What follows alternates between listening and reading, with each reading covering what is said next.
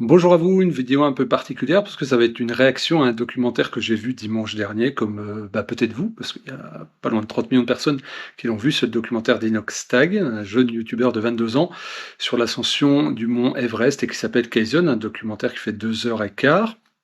Et je voulais faire un petit débrief déjà dimanche dernier, mais ma caméra est tombée en rade. Et donc, du coup, je le fais seulement maintenant, mais ça me semblait intéressant. Alors, il y a plein de gens, qui ont fait on va dire des débriefs, des commentaires dessus, mais je vais essayer de prendre un angle particulier. Celui des critiques et celui aussi, on va dire de l'expression de la jeunesse. C'est une thématique que j'aurais voulu aborder en vidéo, il y a quelque temps, que j'aborde pas mal en conférence, mais c'est assez sensible et donc là, du coup, ce documentaire me donne l'occasion de pouvoir m'exprimer à ce sujet. Je le fais devant, une peinture, voilà, une toile qui est juste derrière, qui est, le Matcha Putchari, qui est une montagne dans l'Annapurna au Népal, et je l'avais ramené en souvenir, puisque je l'avais monté il y a une quinzaine d'années. Et donc je vais en parler un petit peu parce qu'il est question de l'ascension du mont Everest et de randonnée, de voyage, d'écologie, de documentaires, de messages, de bonne conscience, de critiques, et cetera. On va essayer de décortiquer tout ça. La première chose, c'est donc, revenir qui est ce youtubeur, jeune youtubeur, donc Inoxtag, 21-22 ans. Donc une autre génération que la mienne et sans doute que la nôtre, hein, ça ressemble plus à vos enfants qu'à la vôtre. Et donc moi j'essaie de faire une petite veille sur ce qui se passe, sur, les gens qui sont très suivis. Je crois qu'il a 8-9 millions d'abonnés sur YouTube, donc ce qui est énorme. Et là, ça on parle d'un documentaire qui a fait 30 millions de vues en une semaine, et moi en 10 ans sur YouTube, j'ai dû faire, je sais pas, 12-13-14 millions, quelque chose comme ça de vues, ce qui est déjà beaucoup. Très content grâce à vous, mais ce qui est, une goutte d'eau dans l'océan de ce que peut avoir comme influence cette personne-là, et donc c'est ça qu'il est important de relever, c'est l'influence qu'on peut avoir. Et donc cette chaîne, elle n'est pas suivie par les jeunes, mais en revanche, Inoxtag, lui, il parle à toute une génération. Parce que là, il y a un engouement dans les cinémas, c'est-à-dire que son documentaire est gratos sur sa chaîne YouTube, mais il y a, il y a 300 000-400 000 personnes qui ont payé pour le voir. C'est fou, hein. Je ne sais pas si vous vous rendez compte ce que c'est, 400 000 personnes qui se déplacent pour voir quelque chose qui est gratuit. C'est-à-dire qu'ils veulent partager vraiment une expérience et sentir et partager un message. Et donc, c'est déjà un premier pari gagné par rapport à ce qu'il laisse comme message de fin. Et je vais développer dessus. Alors, c'est quoi le but de ce documentaire? Déjà, je vous invite à le regarder. Ça prend 2 h 15, mais si vous avez des enfants, c'est bien de le regarder avec vos enfants. Ce sera un outil de médiation.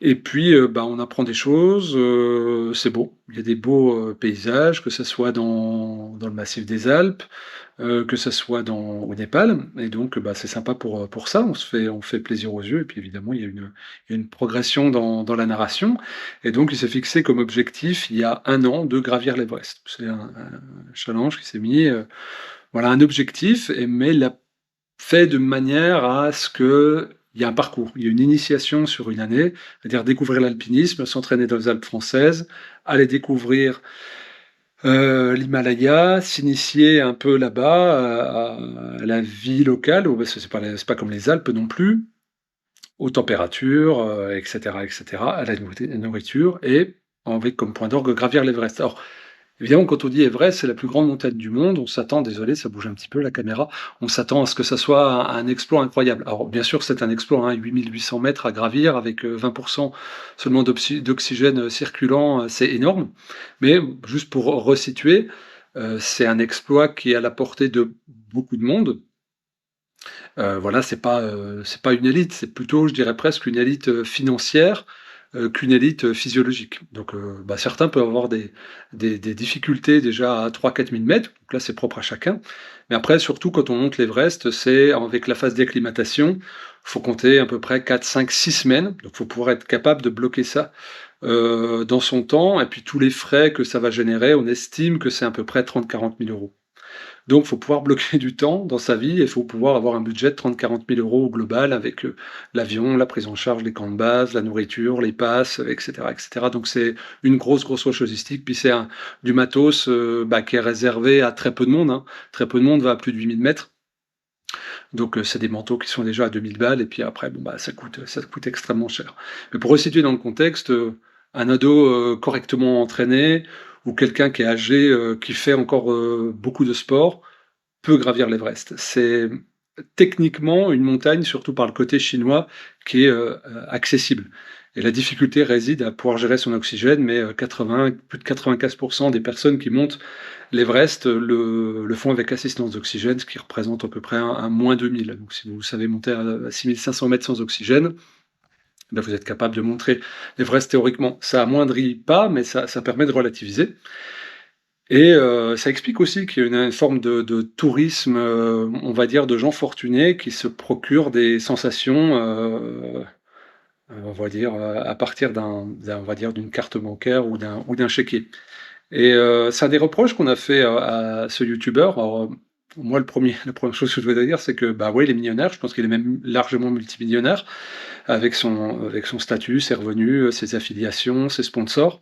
Mais ça, on s'en fout, parce que son argent, il pourrait le mettre à autre chose. Il pourrait l'investir dans le bitcoin, dans de la crypto, d'y faire dans des NFT à la gomme, à faire des vidéos à Dubaï comme beaucoup. Non, il choisit lui de se mettre à l'écart, pas publier de contenu, ce qui est risqué. Il choisit de se mettre possiblement en échec, donc c'est-à-dire de foirer son ascension pour X ou Y raison. Il choisit aussi de se mettre à l'épreuve, de s'entraîner pendant un an, dans l'ombre, de s'entraîner dans les Alpes. Sans doute qu'il a fait des activités annexes au niveau sportif, il a dû changer sa diététique, il a dû faire gaffe, il a peut-être sûrement moins vu sa famille, ses amis. Donc il s'est mis dans l'inconfort volontaire. Et cette chaîne, on parle aussi d'inconfort. Et donc déjà ça, d'un point de vue mental, d'un point de vue physiologique, c'est quelque chose qui est tout à fait louable. Quand on a 22 ans, qu'on est millionnaire, la plupart ont des réflexes dans le monde dans lequel on vit, d'aller profiter, d'être dans le divertissement, dans le ludique, dans le plaisir futile. Et lui, il a choisi de faire quelque chose qui est quand même très exigeant, se mettre dans le froid, dans la difficulté, se confronter à ses peurs, se confronter à une forme de solitude. Et donc déjà rien que ça, c'est extrêmement louable. Ensuite, on pourrait le blâmer, beaucoup de gens le blâment, dire bah ouais, bah en fait, pour l'écologie, pour la planète, etc. Bon, moi j'enregistre avec une caméra qui est faite en Chine, je vais stocker ça sur un serveur, je sais pas où, dans le monde, je sais pas où sont les serveurs Google, donc ils peuvent être en Amérique du Nord, comme au pôle Nord, comme je sais pas où en Europe. C'est un coût énergétique qui est énorme, et donc moi je publie des livres, donc c'est un objet papier, enfin bref, si on commence à regarder l'impact écologique, personne est propre. Alors là, on va dire, ouais, mais il y a l'avion, les machins, d'accord. Ok. Euh, Ça, je dirais que il y a beaucoup d'influenceurs qui le font justement, qui vont à Dubaï, en Australie, se filmer en Thaïlande, etc. Ils sont pas autant attaqués que ça. Alors oui, il y a un impact écologique aussi sur l'Everest, mais globalement dans les montagnes, hein. On le voit là gravir le Mont Blanc et se rend compte que c'est dégueulasse, c'est objectivement extrêmement dégueulasse. Beaucoup de gens se comportent comme des gros porcs, ça c'est une évidence, mais il dénonce ça. Alors, et il fait son autocritique, je participe à ça, mais en même temps il le montre, il n'est pas jugeant, il explique, il se met pas au-dessus, il se met à même niveau, et ça c'est louable. Il fait pas de la moraline à quatre sous, parce qu'on est quand même dans l'époque de la moraline, et il tombe pas dedans. Et je rappelle, quand il a commencé son expérience, il avait 21 ans, et donc déjà il le pointe, il pointe une réalité. Je participe à ce truc-là, mais pour moi le bénéfice et le bénéfice est largement atteint, parce qu'il permet de sensibiliser comme personne.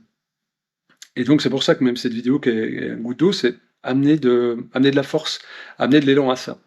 Je vais expliquer pourquoi. On peut se plaindre de manière collective qu'on a une forme de jeunesse indolente qui est perdue, moi je dirais qu'elle est sacrifiée, pour pas dire autre mot, qui est presque suicidée, hein, je vais dire comme je le pense, hein, c'est sûr que quand on se mange pleine force de l'âge, des confinements, qu'on peut pas voir les copains, qu'on peut pas relationner, faire des petites relations amoureuses, découvrir le jeu amoureux, qu'on peut pas s'épanouir sportivement, quand on se dit: «Bah, voilà, vous allez crever, votre corps appartient à l'État, vous pouvez plus voyager, vous êtes en pleine récession économique, tout s'effondre, les libertés se restreignent, il y a beaucoup de censure, on vit dans un monde algorithmique, les IA vont vous mettre en concurrence et vous n'avez pas beaucoup de plus-value». Je comprends en fait que les jeunes puissent être en dérédiction, puis, dans une grande dépression, hein, il y a une augmentation des taux de taux meurtre, hein. Désolé, hein, on peut pas dire certains mots sur YouTube, donc voilà, c'est dramatique. Et il y a un constat qui est assez sombre fait de la part des professionnels de santé, que ce soit de la psychologie ou de la psychiatrie. Il y a beaucoup de cas psy, on voit des ados qui pratiquent des mutilations, hein, ça explose, des troubles du comportement alimentaire, des ruptures sociales, des troubles du comportement, pas que alimentaires, enfin bref. J'ai documenté ça, hein, sur cette chaîne. Il y a la psychologue Siana Delek qui a sorti un livre, Ils n'en sont pas morts. C'est vraiment, elle me dit: «Bah, les jeunes, bah, c'est bon, ils en sont pas morts», hein. Bah, quelque part si, à l'intérieur, on a tué leur potentiel. Et là, bah, justement, il y a quelqu'un qui exploite son potentiel, qui prend position, qui se dit: «Bah, moi, dans ce truc-là, je vais me mettre à l'épreuve, je vais me mettre à l'effort. Je peux», bah, en gros, il peut arrêter, puis il vit sur ses économies et sur ses placements, toute sa vie, hein. Je vous rappelle, hein, c'est quelqu'un on parle de quelqu'un qui est multimillionnaire. Il a juste à faire quelques placements de produits, il en fait 3 par an et il est rentier, quoi. Tu sais, faut se mettre que c'est, une élite. Et donc il a commencé par les jeux vidéo, donc le ludique, le divertissement, une forme de futilité, et il vient y mettre du sens. Et il se met en danger en tant que créateur de contenu, et vient se mettre en danger aussi dans son image, il vient se mettre en danger aussi physiquement. Et moi je trouve ça hyper louable, et il y a une forme d'humilité. Alors c'est pas parfait, hein, clairement c'est pas parfait, mais on s'en fout, on attend la perfection de personne, et encore moins de quelqu'un de 22 ans qui n'est pas documentariste et qui n'est pas alpiniste. Donc moi je trouve que son documentaire il est, bah, moi je dis exceptionnel. Pourquoi? Parce qu'il a un impact. Et faire 30 millions de vues en une semaine, ça dénote qu'il y a euh, une envie des gens de comprendre quelque chose, un message. Et puis surtout, c'est qu'à la fin, le message, c'est de dire, bah, sortez des écrans, sortez de vos téléphones. Et il se met en premier parce que lui, bah ouais, il a fait fructifier tout son travail, toute son économie autour du fait que les gens soient addicts à certains producteurs de contenu, dont lui. Et donc là, bah, c'est en gros, sortez des écrans, allez dans le réel, trouvez quelque chose et mettez-vous à l'épreuve et augmentez petit à petit. Et, et ben ça, c'est hyper louable. Et c'est pour ça, et je dirais que là, il a réussi sur la forme aussi, c'est qu'il a mis, il a sorti son documentaire en salle au cinéma dans plusieurs pays, hein, francophones. Je crois qu'il y a le Canada, la Belgique, la Suisse, je sais pas, mais en tout cas en France. Et donc il le sort le samedi soir, et le dimanche, il le met gratos sur YouTube. Donc on peut le voir en super qualité sur YouTube chez soi. C'est gratos. Mais les gens se déplacent. Ça témoigne qu'il y a une volonté de la jeunesse d'aller en salle. Mais en fait, ce qu'on remarque, c'est qu'il y a beaucoup de jeunes qui ont tiré leurs parents au cinéma, parce que le patient, ils ne pouvaient pas y aller, c'était très jeune, ils ont des publics très jeunes, ces gens-là, hein, plutôt on va dire les 11, 16, 17 ans. Et donc du coup, ça donne un instant de partage avec les parents. On peut reparler du film après. Et de la même façon que lui il dit qu'il n'a pas été compris par son papa et que son papa est revenu vers lui, eh ben, il y a aussi ce message générationnel qui passe à travers le film grâce au film. C'est-à-dire que le film devient outil, ce n'est plus une fin en soi. Et donc il a fait 400 000 entrées, mais ce qui est incroyable. Et moi j'avais vécu la même chose, toute proportion gardée, parce qu'on a dû faire 20 000 entrées. Et donc j'avais sorti le documentaire Suspendu des soignants entre deux mondes, sur les soignants suspendus, et il était gratos. Sur internet, sur exui.fr, le site de ma maison d'édition.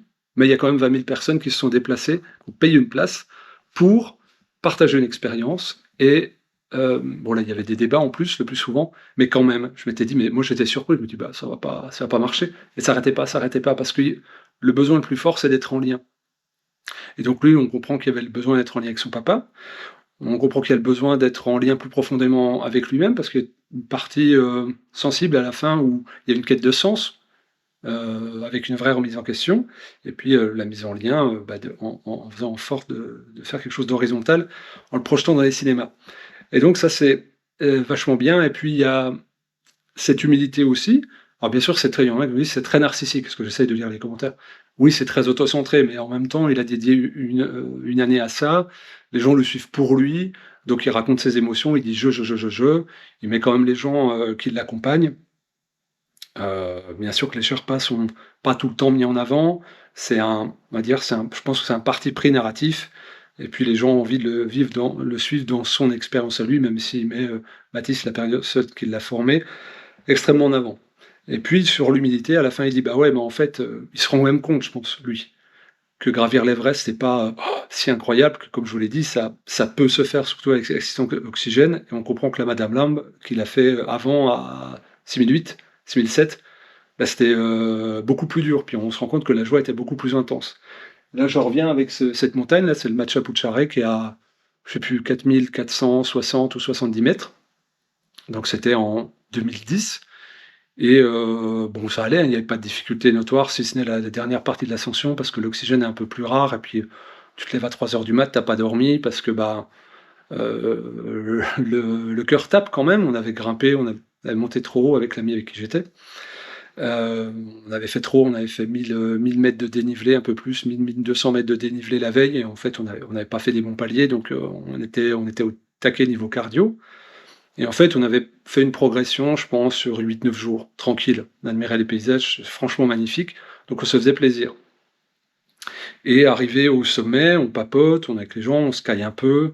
Voilà, on est emmitouflé quoi, c'est quand même, 6 7 heures du mat, à 4 500 mètres et là, on voit un mec qui arrive, en courant.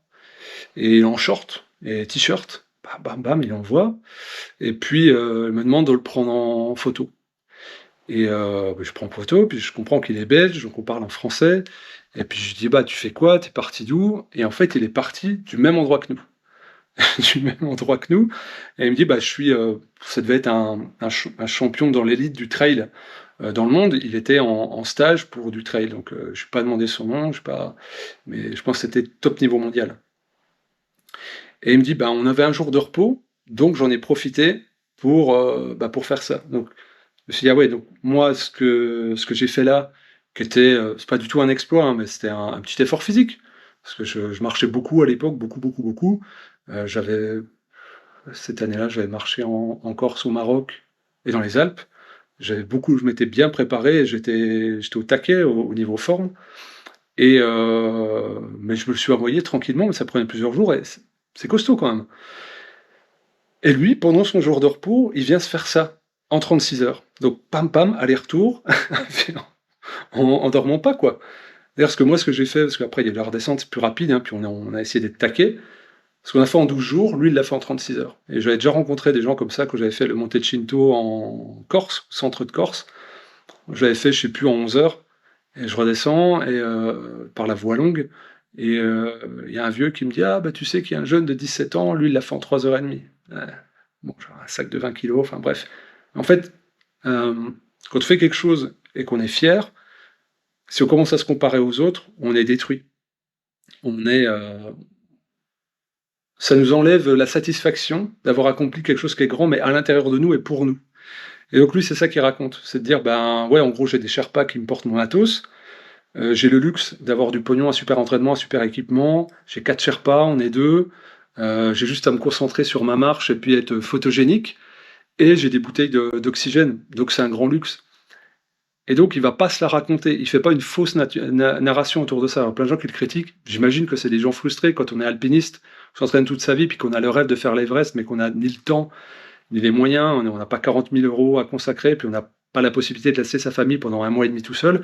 Bah, je comprends qu'on puisse avoir de l'aigreur ou de la frustration, et qu'on puisse attaquer ce petit gamin qui pourrait paraître comme un caprice, mais en fait non, on comprend que c'est pensé, et qu'il y a cette humilité à la fin de se dire, bah, le meilleur dépassement, c'est celui de soi-même et c'est celui de la veille. Et la satisfaction, elle est toute personnelle. On peut avoir la meilleure reconnaissance et la plus grande gratitude des autres.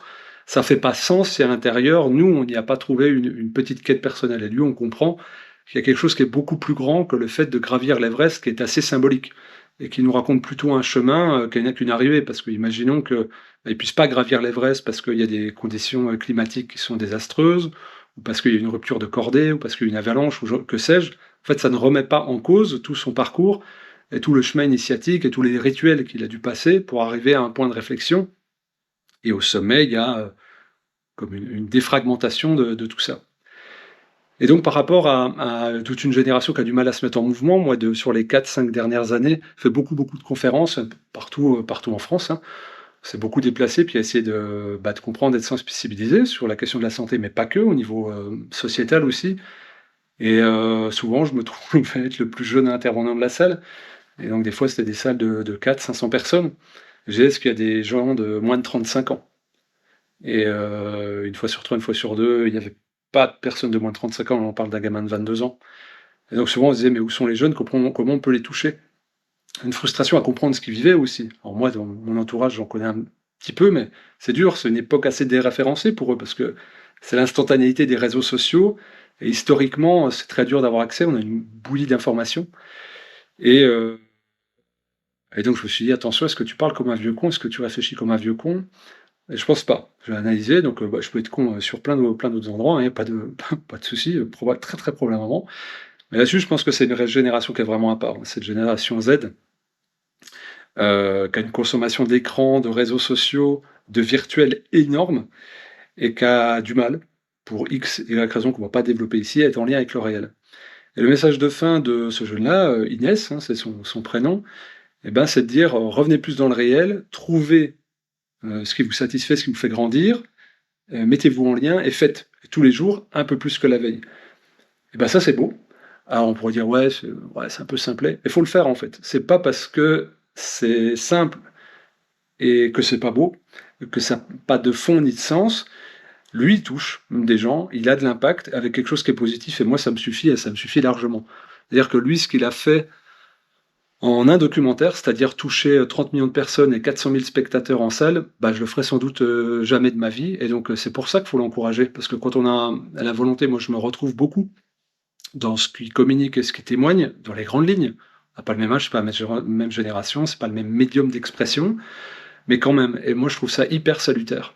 C'est une vraie bouffée d'oxygène. Je me dis, bah souvent je peux en conférence avoir un regard pas, ouais si quand même critique, mais au sens étymologique du terme, euh, sur une génération qui a du mal à prendre la parole et se mettre en mouvement, et ben là, il y a quelqu'un qui le fait, bah donc faut le pousser. Faut le pousser, faut le mettre en avant, et vous, parents, bah, je vous invite à regarder ce documentaire avec vos enfants, puis à les questionner. Qu'est-ce que tu aimes chez lui? Est-ce que ça te parle? Qu'est-ce que ça te donne envie de faire?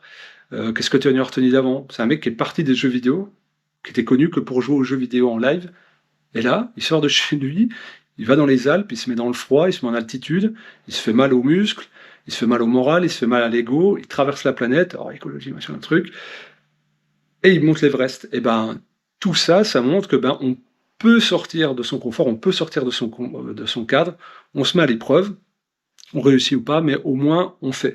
Et bon, on comprend que son message, il a bien été réfléchi, il est bien marketé, ça je m'en moque. C'est pas du tout important pour moi. L'important, c'est ben, d'avoir un objectif, de trouver de la motivation, de mettre de la discipline dessus, de pas nécessairement écouter ceux qui disent que ça va pas être faisable, ce qui était largement le cas, de se mettre dans sa bulle, de travailler, de bien s'entourer, de gens bienveillants, de gens experts, de gens qui ont qui ont un vrai regard critique, qui sont objectifs, qui n'ont pas peur de froisser l'ego, parce que ben, là, en plus, en l'occurrence, c'est une superstar, donc on dit pas non aux superstars, on les... Et donc je pense qu'il a su prendre des gens exigeants et juste avec lui. Et donc c'est pour ça qu'il a pu faire ce qu'il a fait, pas se mettre en danger, pas mettre les autres en danger, et sortir un contenu qui me semble juste et équilibré. Et moi je me dis, mon épreuve quand j'avais 22 ans, bah, c'était d'habiter seul à Paris. C'était pas d'aller à l'autre bout du monde, et ça c'est venu avec le temps, c'est venu 7-8 ans plus tard. Et il fallait cette étape-là euh, préalable, et donc bah, je trouve ça admirable. Et puis je vous invite vraiment à le regarder, c'est gratuit, vous tapez Inoxtag Everest, et je vous invite à échanger avec les jeunes autour de vous, parce qu'il est fort probable qu'ils l'ont vu, et que ça va vous donner une possibilité de lien, un vecteur de communication pour plus comprendre ce qu'ils ont envie, ce qu'ils ont dans le cœur, ce qu'ils ont comme potentiel aussi, parce que c'est un potentiel éteint souvent. Ils ne sont pas moins bons que les autres générations, c'est juste qu'ils ont été désactivés par les réseaux sociaux, par les rumeurs ambiantes et par quelque chose qui ne valorise pas la singularité, mais qui est plutôt normatif. Voilà.